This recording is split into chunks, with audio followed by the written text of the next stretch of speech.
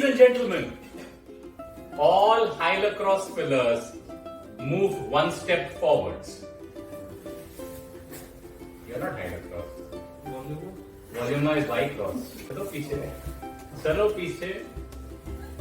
Hyalocross fillers, which are used only in under eye areas. 2 jumps up. Not you. Only in under eye. Only in under eye. Ultra. Only in under eye. Yeah. Y-cross fillers move one step forwards. So who moved forwards? Volvella, Vollift and Voluma.